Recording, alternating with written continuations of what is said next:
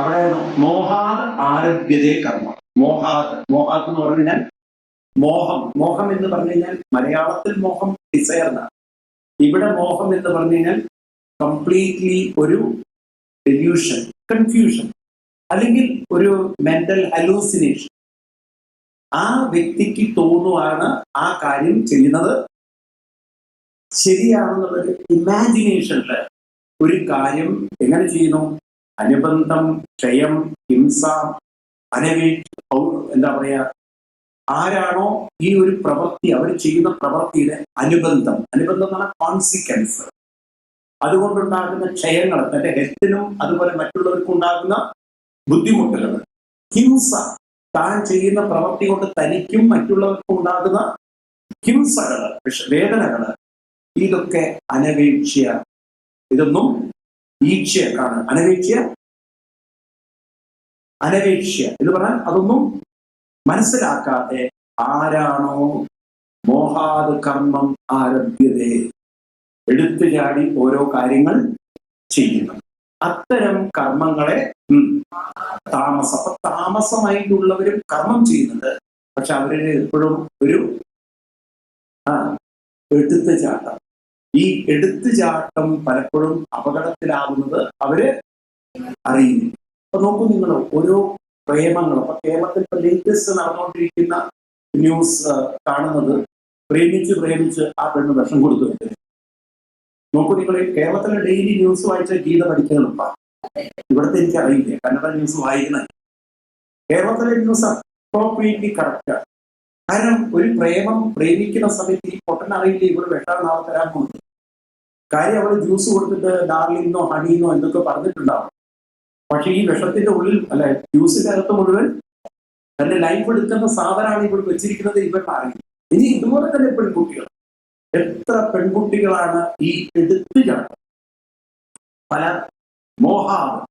തെറ്റായ ധാരണകളിൽ. നമ്മുടെ ഹിന്ദു കുട്ടികൾ, ഹിന്ദു മതത്തെ കുറിച്ചൊക്കെ ഈ ചില ഫ്രണ്ട്സൊക്കെ, ഇസ്ലാമിക് ഫ്രണ്ട്സൊക്കെ, അതും പ്രത്യേകിച്ച് ഹോസ്റ്റലിൽ ചേരുമ്പോഴാണ് ഈ ഒരു 4-5 പെൺകുട്ടികളൊക്കെ അങ്ങനെയാണ്. മെഡിസിനൊക്കെ പഠിക്കുന്ന കുട്ടികളെയൊക്കെ എന്താ പറയാ, അങ്ങനെ ഒരു പ്രേമത്തിലൊക്കെ പോയതിന് പറയാ ലൗകിക. അപ്പൊ അങ്ങനെ ഒരു 4-5 കുട്ടികളൊക്കെ പോയത് അവർ ഈ പെൺകുട്ടികളെ മറ്റേ അവരുടെ ക്ലാസ്മേറ്റ്സുകളായി ഇങ്ങനെ ഹിന്ദു മതം ചോദിച്ചിട്ടില്ല question, the stone is your God എന്നൊക്കെ പറഞ്ഞ് കുട്ടികളെ മൊത്തം കൺഫ്യൂഷനാണ്. കാരണം ഈ കുട്ടിക്ക് ഇതിനെ കുറിച്ചൊന്നും അറിയില്ല. പിന്നെ പറയും, നോക്കൂ നിങ്ങൾ, നോക്കൂ അർത്ഥത്തിലേക്ക് ഒരു സ്ഥലം, പിന്നെ ഇങ്ങനെ നിങ്ങൾക്ക് ഒരുപാട് ദൈവങ്ങൾ ഉണ്ടാകുക, അത് തന്നെ തെറ്റല്ലേ? കല്ലെങ്ങനെയാ ദൈവമാവുക? കല്ലിനെ എങ്ങനെ നിങ്ങൾക്ക് ദൈവമാക്കാൻ പറ്റും? കാരണം കല്ല് സാഫ്റ്റാണ്, സ്റ്റോൺ, അതിനെന്ത് മിണ്ടാൻ പറ്റുമോ? ഇപ്പൊ ദൈവം എന്ന് പറഞ്ഞാൽ എനർജിയല്ല, ഇതെങ്ങനെ ഒരു സോളിഡ് സ്റ്റോൺ ആവുക? പിന്നെ ഒരുപാട് ചോദ്യങ്ങളൊക്കെ ചോദിക്കുമ്പോൾ ഈ കുട്ടികൾക്ക് അതിനെക്കുറിച്ചൊന്നും, പിന്നെ ഈ കുട്ടികളെ ബ്രെയിൻ വാഷ് ചെയ്ത് ഈ കുട്ടികളെ ക്രമേണ ഡെല്യൂഷനിൽ വന്ന് പെട്ടെന്ന് അവരെ റിലീജിയനിലേക്ക് മാറി. പിന്നെയാണ് അറിയാത് മുഴുവൻ ട്രാപ്പായിരുന്നു. ഇപ്പൊ കുറെ അഫ്ഗാനിസ്ഥാനിൽ കിടക്കുകയാണ്. കേരളത്തിലുള്ള ഒരു 10-26 പെൺകുട്ടികളെങ്കിലും അവിടെ അഫ്ഗാനിസ്ഥാൻ ജയിലിലാണെന്ന് ഞാൻ ഇത്ര ഇതായിട്ട് പറയുന്നതിന് കാരണം, ഒരു വർഷം മുമ്പ് കേരളത്തിലെ DGP ഫംഗ്ഷൻ ഇരിക്കുകയാണ്.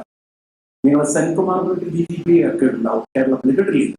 അദ്ദേഹമുള്ള ഒരു ഫംഗ്ഷൻ, അദ്ദേഹം ഒഫീഷ്യലി പറഞ്ഞ DGP പറയുന്ന എന്റെ അടുത്ത് ഡാറ്റ ഉണ്ടാക്കാൻ. ഇത്രയും പെൺകുട്ടികൾ പോയതിന്റെ കാരണം ഞാൻ പറയുക, സത്യത്തിൽ അവരെ ആ മോഹത്തിലേക്ക് എത്തിച്ചതിന് കാരണം വീട്ടിൽ അങ്ങനെ ഒരു ബേസും നമുക്കൊരു ഫൗണ്ടേഷൻ ഇട്ട് കൊടുക്കണ്ടേ. അപ്പൊ അവരാ ഡെല്യൂഷനിൽ ജീവിച്ചു. നമ്മുടേതൊക്കെ തെറ്റാണ്, മറ്റുള്ളവരുടേത് ശരിയാണ്. ആ ഒരു എടുത്തുചാട്ടം പിന്നെ അവരുടെ ജീവിതത്തെ കൊണ്ടെത്തിച്ചത് വലിയ അപകടത്തിലേക്ക്. പിന്നെ അതൊന്നും ഒരിക്കലും പുറത്തു കിടക്കണം. ഇതുപോലെ പലരുടെയും ജീവിതം, നമുക്ക് പല ഫോബിയകൾ, പലതരത്തിലുള്ള അസുഖങ്ങൾ വന്നാൽ, പല മെന്റലി സൈക്കോളജിക്കലി പ്രശ്നങ്ങൾ വന്നാൽ അതിലൊക്കെ ട്രാപ്പിലാകുന്ന എത്രയോ ആണെന്ന്. നല്ല ജോലി ഇരുന്ന് എന്തെങ്കിലും ആ ജോലി സ്ഥലത്ത് ഒരു അപകടം പറ്റിക്കഴിഞ്ഞാൽ പെട്ടെന്ന് ഡൗൺ ആയി പോകുന്ന, കംപ്ലീറ്റ്ലി ജോലി ചെയ്യുന്ന ആളുകളുണ്ടോ? കമാൺ, ഒരു ഇൻസൾട്ട് സഹിക്കാൻ വയ്യാത്തവർ. ഇപ്പോഴും നിങ്ങൾക്ക് കാണാം കേരളത്തിൽ ഡെയിലി കല്യാണത്തിന് ശേഷം സൂയിസൈഡ് സംഭവിക്കുന്നുണ്ടോ? കുറച്ച് സ്വർണം ചോദിച്ചെന്നോ അല്ലെങ്കിൽ കുറച്ച് പൈസ ചോദിച്ചെന്നോ എന്തെങ്കിലുമൊക്കെ ഇഷ്യൂ ഇരിക്കാം, അല്ലെങ്കിൽ ഭർത്താവിന് ഡൗട്ട്, അല്ലെങ്കിൽ ഭാര്യയ്ക്ക് ഡൗട്ട്, എന്തെങ്കിലുമൊക്കെ പ്രശ്നങ്ങൾ ഉണ്ടാക്കിക്കൊണ്ട് സൂയിസൈഡ് ചെയ്യും. ഇതൊക്കെ എന്തുകൊണ്ട് സംഭവിക്കുന്നത് ചോദിച്ചു കഴിഞ്ഞാൽ ആ ഒരു പ്രോബ്ലത്തിനെ ഫേസ് ചെയ്യാൻ നമുക്ക് പറ്റും. അപ്പൊ ഈ മോഹം കൊണ്ട് അവര് എടുത്തുചാട്ടം ചെയ്യും. എടുത്തുചാട്ടം ഏതിനും അപകടമാണെന്ന് അറിയാം. പക്ഷെ അങ്ങനെ എടുത്തു ചാടാതിരിക്കണമെങ്കിൽ മനസ്സിന് അല്പം ഒരു മെച്യൂരിറ്റി ഉണ്ടാകണമെങ്കിൽ, അതിനൊരു എവല്യൂഷൻ ഉണ്ടാകണമെങ്കിൽ അതിന് ചില ക്ലാസ്സുകളും ട്രെയിനിങ്ങുകളും ആവശ്യമാണ്. സത്യത്തിൽ നമ്മൾ ഇതൊക്കെ കാണുമ്പോൾ മനസ്സിലാക്കേണ്ടത് നമ്മുടെ ഹിന്ദു സൊസൈറ്റിയിൽ ഒരു റിച്വൽ പാർട്ട് എന്ന രീതിയിൽ ടെമ്പിളുകൾ നിൽക്കുന്നു എന്നല്ലാതെ ഒരു സ്പിരിച്വൽ പാർട്ടിലേക്ക് കുട്ടികൾക്ക് വേണ്ട ഒരു അവയർനെസ് കൊടുക്കാൻ നമുക്ക് സാധിച്ചിട്ടില്ല. അപ്പൊ നമ്മളെ ഈ താമസ മൈൻഡ് അവരുടെ ഒരു പെട്ടെന്നുള്ള മെന്റലി അവരൊരു നെഗറ്റീവ് കൺവിക്ഷനിലേക്ക് എത്തിക്കഴിഞ്ഞാൽ അവര് ഒരു സഡൻ കൺവിക്ഷനിലെ ഒരു കാര്യത്തിൽ ഇൻവോൾവ് ചെയ്യുന്നതും, രജോ ഗുണമുള്ളവര് അവരെ സംബന്ധിച്ച് വളരെ ഫ്രസ്ട്രേറ്റഡ് ആയിട്ട് ജോലി ചെയ്യുന്നതും, അല്ലെങ്കിൽ വളരെ ഓവർ സ്ട്രെസ് ആയിട്ട് വർക്ക് ചെയ്യുന്നതും, ബഹുലായാസം, ഇതൊന്നൊക്കെ മനുഷ്യൻ ക്രമേണ ഉയർന്ന് ഒരു ഈസി ഗോ, ഒരു വളരെ റിലാക്സ്ഡ് ആയിട്ടുള്ള ഒരു അവസ്ഥയുണ്ട്. ഇത് നമുക്ക് ആരെങ്കിലും ഒന്ന് പറഞ്ഞു തരണ്ടേ? വേണം, പറയൂ. അത് എങ്ങനെയാണ് ഡെവലപ്പ് ചെയ്യേണ്ടത് എന്ന് പറഞ്ഞു തരണ്ടേ? പറയുന്നില്ല. നമുക്ക് കൃഷ്ണനോട് വലിയ ബഹുമാനം തോന്നും. കാരണം ഈ ലെവലിലാണ് മനുഷ്യന്റെ ഹ്യൂമൻ മൈൻഡ് ഇരിക്കുന്നതെന്ന ഓരോ സ്റ്റെപ്പ് നമുക്ക് കാണിച്ചു തരുന്നു. പല പിക്ചേഴ്സ് കാണിച്ചു തരും. നമ്മൾ ഈ ഐസൈറ്റ് പറഞ്ഞു കഴിഞ്ഞാലുണ്ടോ, നിങ്ങൾക്ക് എന്തെങ്കിലും കണ്ണിന്റെ കാഴ്ചയിൽ പ്രശ്നം വന്നു കഴിഞ്ഞാൽ നിങ്ങൾക്കൊരു സ്പെക്സ് വെക്കണമെന്നുണ്ടെങ്കിൽ ഡോക്ടർ എന്താ പറയുക, അത് നിങ്ങളെ ഒരു ഒപ്റ്റോമോളജിസ്റ്റിന്റെ അടുത്ത് പോയി കഴിഞ്ഞാൽ എല്ലാവരും ചെയ്യാം. ആദ്യം അവരൊരു ലങ്സ് വെക്കും, എന്നിട്ട് നിങ്ങളുടെ മുന്നിൽ ഇപ്പോഴത്തെ കമ്പ്യൂട്ടറൈസ്ഡ് ആണ്, ലെറ്റേഴ്സ് കാണിച്ചു ആണോ അല്ലയോ? ലെറ്റേഴ്സ് കാണിച്ചു. ആദ്യം വലിയ ലെറ്റർ കാണിച്ചാലും രണ്ട് രീതിയിൽ അവർ ചെയ്യും അല്ലേ? പിന്നെ അവര് ചെറുത് കാണുന്നുണ്ടോ, എന്നിട്ട് നിങ്ങളുടെ ആ ലങ്സിന്റെ എന്താണ് അതിന്റെ കൃത്യമായ ആ കണ്ടെത്തോ അല്ലെ? അങ്ങനെയല്ലേ? ആണോ? ഒരാളുടെ മുന്നിൽ ഇങ്ങനെ ലെറ്റേഴ്സ് കാണിച്ചു കൊടുത്ത് കാണില്ല. അവസാനം ഇതിൽ എന്ത് അസുഖമാണെന്ന് ചോദിച്ചിട്ട് ഇയാളോട് എന്താ കാണുന്നത്? എനിക്ക് വായിക്കാൻ അറിയില്ല. അതിനാണ് ആദ്യം പറയണ്ടേ, എനിക്കത് എന്താ എഴുതിയത് വായിക്കാൻ അറിയില്ല, അതാ പ്രശ്നം എന്ന് പറഞ്ഞ പോലെ കാണുന്നില്ല എന്നുള്ളതും വായിക്കാൻ അറിയില്ല എന്നുള്ളതും രണ്ട് ഇഷ്യൂയാണ്. ഇവിടെ ഇതുപോലെ കൃഷ്ണൻ നമുക്ക് ലങ്സ് ശരിയാക്കില്ല. സാത്വിക് ലങ്സ് ഉണ്ട്, രാജസിക് ലങ്സ് ഉണ്ട്, താമസിക്. ഇപ്പൊ ഏത് ലങ്സാണ് നിങ്ങൾക്ക് അറിയില്ലോ. ഇനി ആ ലെൻസിനെ മാറ്റി കുറെ കാലം നിങ്ങൾ ഒരു പർട്ടിക്കുലർ ഇപ്പം 1 അല്ലെങ്കിൽ -1 വെച്ച് കഴിഞ്ഞാൽ പിന്നെ അതിനൊക്കെ ഷെയ്ഡ് വീണ് അതിലൂടെ നോക്കി കാഴ്ച ഡിസ്റ്റർബ്ഡ് ആയി. പിന്നെ നിങ്ങൾ പോകുമ്പോൾ അത് മതിയാവില്ല, ഒന്നുകൂടി അടുത്തൊരു പോയിന്റിലേക്ക് കയറി ചെയ്തു ആണോ? എന്നതുപോലെ കൃഷ്ണൻ ഇവിടെ 3 ലങ്സ് വെച്ച് തരാം. ഏതൊക്കെ? താമസിക്, രാജസിക്, സാത്വിക്. വേണ്ടത് സാത്വിക്കാണ്. പക്ഷെ ഇപ്പൊ താമസിക്കാണെങ്കിൽ കൃഷ്ണൻ നമുക്ക് കുറച്ച് വെയിറ്റ് ചെയ്യും. കമ്പനിക്ക് ഓർഡർ കൊടുത്തിട്ടുണ്ട്, അതൊന്ന് മേക്കപ്പ് ചെയ്ത് വരാൻ സമയമുണ്ട്. അത് കമ്പനി ഉണ്ടാക്കണം, ആരുണ്ടാക്കണം? നമ്മൾ ഡെവലപ്പ് ചെയ്യണം. അപ്പൊ അങ്ങനെ നമ്മുടെ കർമ്മത്തിലെ ആറ്റിറ്റ്യൂഡ് നമ്മളൊന്ന് മാറ്റിക്കഴിഞ്ഞാൽ സുന്ദരമായി ചെയ്യും. ഇനി അടുത്തതാണ്, ഇപ്പൊ നമ്മൾ 2 കണ്ടു. ഏതൊക്കെ? ജ്ഞാനവും കർമ്മവും. ഇനി 3ാമത്താണ് കർത്ത. ആരാണ് ഏറ്റവും ബെസ്റ്റ് കർത്ത? ഞാൻ കഴിഞ്ഞ ദിവസം പറഞ്ഞു, ഏതൊരു മേഖലയിലും വേണ്ടുന്ന ഒരു മാനേജ്മെന്റ്, ഒരു വലിയൊരു അണ്ടർസ്റ്റാൻഡിംഗ് ആണ് കൃഷ്ണൻ നമുക്ക് പറഞ്ഞുതരാൻ പോകുന്നത്. കാരണം നമ്മുടെ ഒരു കുട്ടി പോലും ലൈഫിൽ നോക്കൂ, നിങ്ങളെ ആ സക്സസ് എന്നുള്ളതിന്റെ ഡെഫിനിഷൻ നമ്മൾ മാറ്റി. ഒരു ഡിഗ്രി എടുത്തുള്ള സക്സസ് അല്ല ജീവിതം. അത് ജീവിതത്തിന്റെ ഒരു പാർട്ട് മാത്രമാണ്. Education is not everything. Education is only part.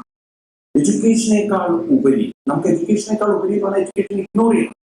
അതിനോടൊപ്പം തന്നെ നമുക്ക് ആളുകളോട് ഇന്ററാക്ഷൻ, ജീവിതത്തിൽ വരുന്ന സെറ്റ്ബാക്സിനെ നമ്മൾ എങ്ങനെ മാനേജ് ചെയ്യുന്നു, അതുപോലെ നമ്മുടെ ഓരോ വർക്കിലുള്ള ഇൻവോൾവ്മെന്റ്, ഇങ്ങനെ പല ആംഗിളിലേക്കും നമ്മുടെ മൈൻഡിനെ നമ്മളൊന്ന് സ്പ്രെഡ് ചെയ്യുന്നുണ്ട്.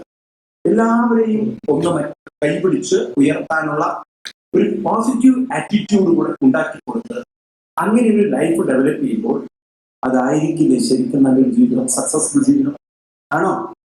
കമോൺ, ഞാൻ ഒന്നുകൂടി എക്സ്പ്ലെയിൻ ചെയ്യാം.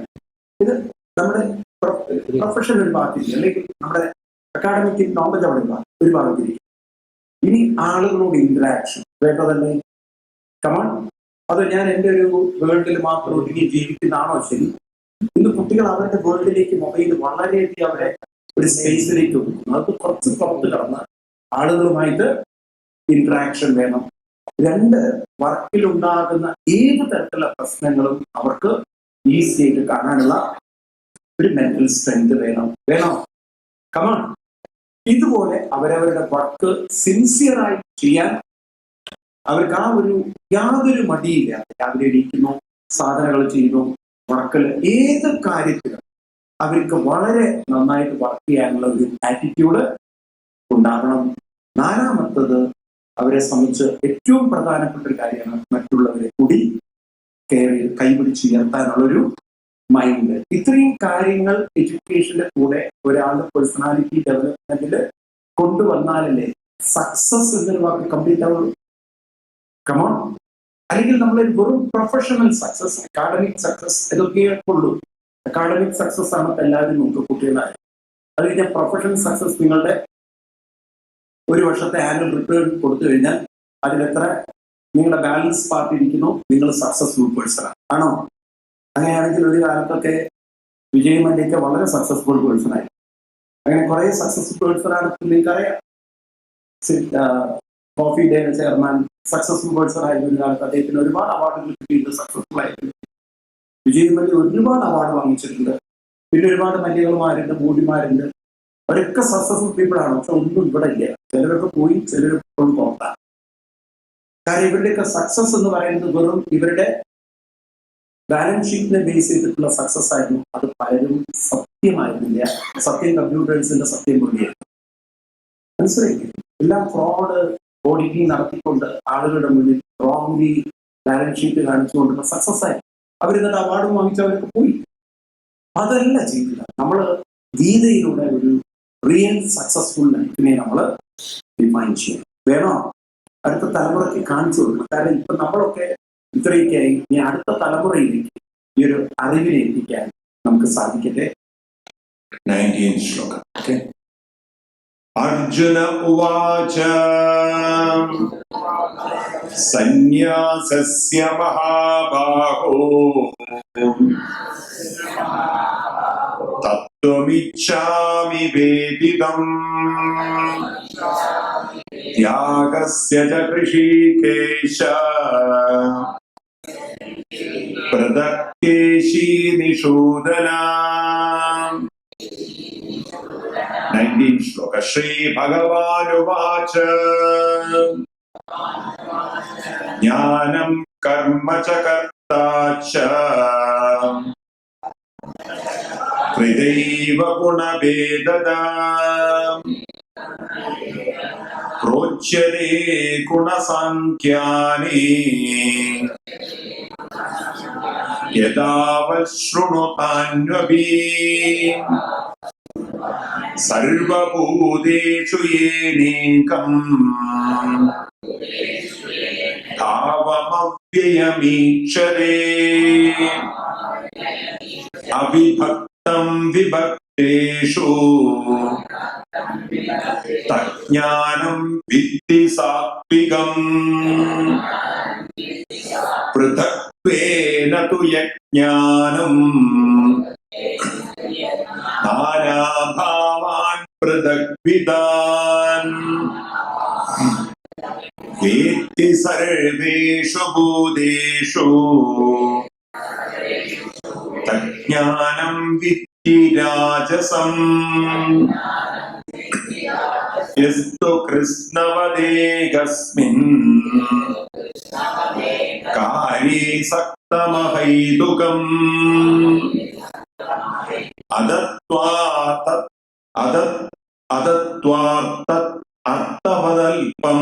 ച താമസമുദാഹൃതം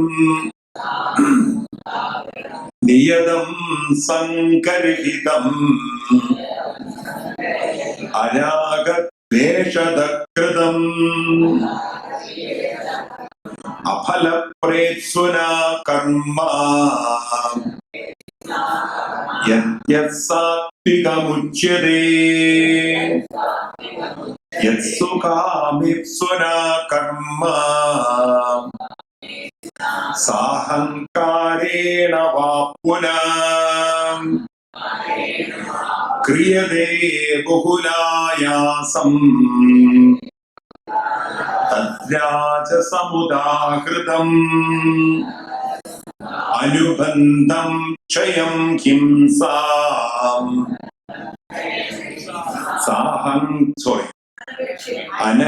അനവേക്ഷ ച പൗരുഷം മോഹാദാരഭ്യതേ കർമ്മ യത്തത്താമസമുച്യതേ.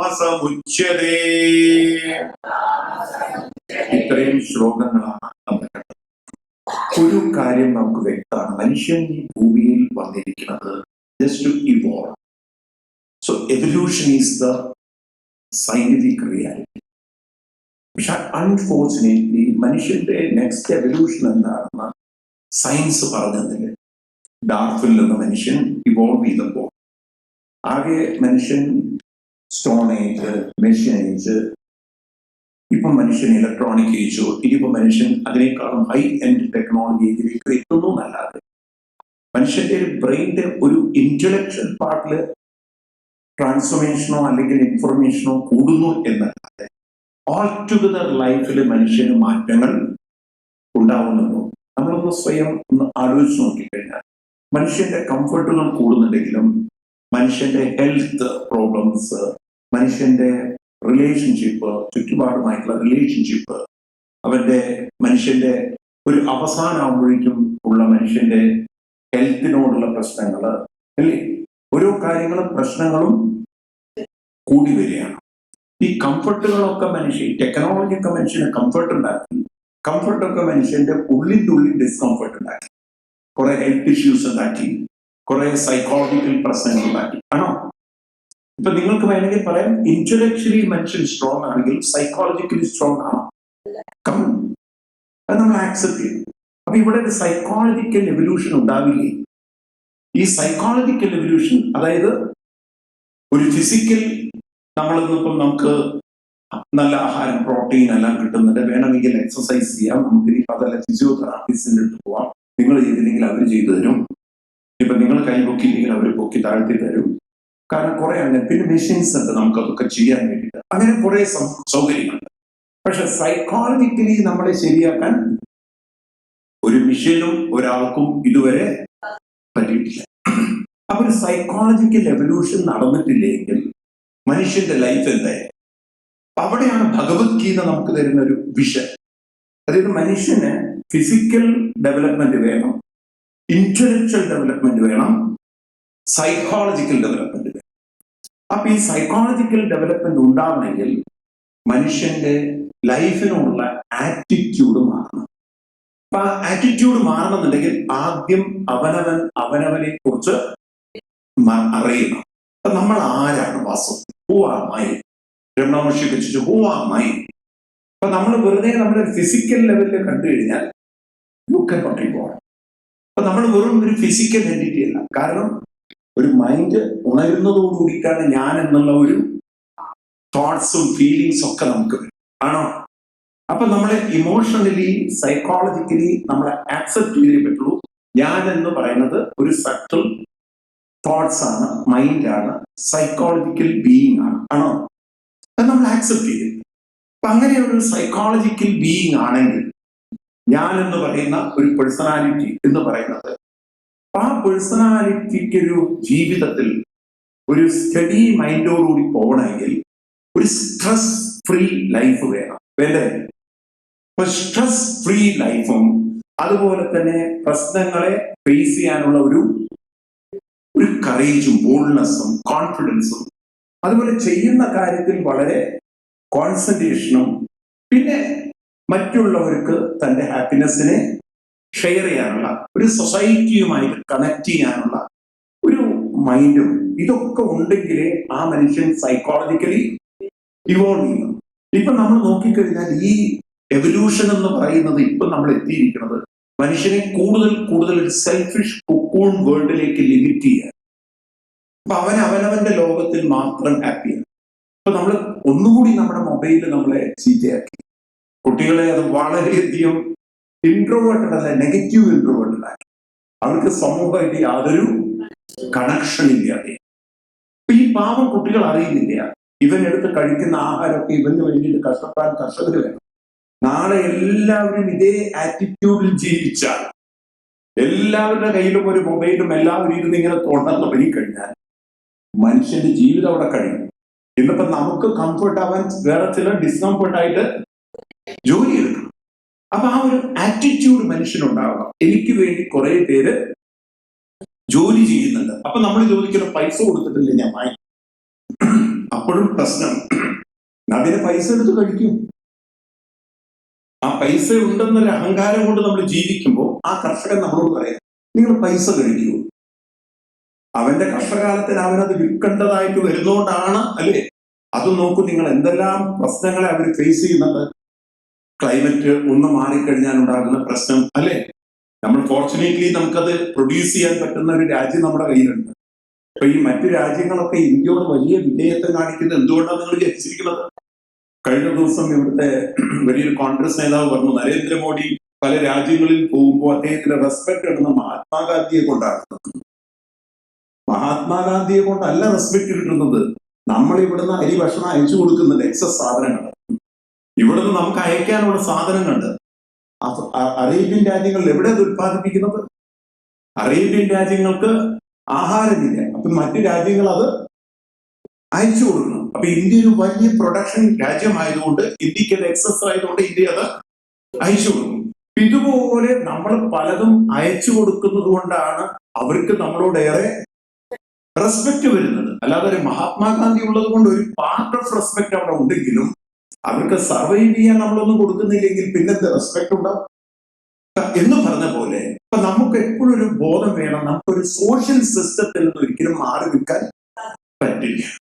അപ്പൊ ഞാൻ എന്റെ ജോലി ചെയ്യുന്ന സമയത്ത് എന്റെ ഹാപ്പിനെസ് മറ്റുള്ളവർക്ക് കൂടി ഷെയർ ചെയ്യാനും, അത്തരം സമൂഹത്തിലേക്ക് ഇറങ്ങിച്ചെന്ന് അവരെ പോലും നമുക്ക് ഉയർത്തിക്കൊണ്ടുവരാൻ ഒരു കോ എക്സിസ്റ്റൻസ്. അതാണ് കൃഷ്ണൻ പറയുന്ന രണ്ട് വാക്കുകൾ. നോക്കൂ നിങ്ങൾ, കർമ്മ ആൻഡ് യജ്ഞ. കർമ്മം എന്ന് പറഞ്ഞാൽ നമ്മൾ ചെയ്യുന്നതെല്ലാം A to Z, നിത്യകർമ്മം, നമ്മളിൽ നിഹിതമായ കർമ്മം. യജ്ഞം എന്ന് പറഞ്ഞാൽ നമ്മുടെ ആ ഭാവന, ആ ഒരു എല്ലാവരെയും അക്കോമഡേറ്റ് ചെയ്യാനുള്ള, എല്ലാവരെയും ഒത്തുചേർന്ന് പോകാനുള്ള ഒരു കോപ്പറേറ്റീവ് മൈൻഡ്, ആ ഒരു സഹവർത്തിത്വം. ഇത് രണ്ടും മനുഷ്യന് ശരിക്കും ഉണ്ടാവണം. അവനവൻ ചെയ്യുന്ന കർമ്മവും അവനവൻ എല്ലാറ്റിനോടും ഇടപഴകുന്ന ഒരു മനസ്സ്. ആ തരത്തിൽ മനുഷ്യൻ ഇവോൾവ് ചെയ്യണമെങ്കിൽ മനുഷ്യന് വേണ്ടുന്ന 3 കാര്യങ്ങളാണ്. ഒന്ന്, നിസ്വാർത്ഥത. ഏതാണ്? നിസ്വാർത്ഥ. നിസ്വാർത്ഥത എന്ന് പറഞ്ഞു കഴിഞ്ഞാൽ സ്വാർത്ഥത ഇല്ലായ്മല്ല. സ്വാർത്ഥത എന്ന് പറഞ്ഞാൽ എനിക്ക് എന്നാണ്. സ്വാർത്ഥം എന്ന് പറഞ്ഞാൽ സെൽഫ്. നിസ്വാർത്ഥത എന്ന് പറഞ്ഞാൽ സെൽഫിഷ്നെസ് ഇല്ലാത്തല്ല. എന്റെ സെൽഫിനെ മറ്റുള്ളവരുമായി ഷെയർ ചെയ്യാണ്. അതാണ് നിസ്വാർത്ഥം. എന്റെ ഹാപ്പിനെസ് മറ്റുള്ളവരുമായി ഷെയർ ചെയ്യുമ്പോൾ ഞാൻ കുറച്ചുകൂടി സൈക്കോളജിക്കലി എക്സ്പാൻഡ് ചെയ്തു ഉണ്ടാവും. ഇതുപോലെ രണ്ടാമത്താണ് നിഷ്കാമന.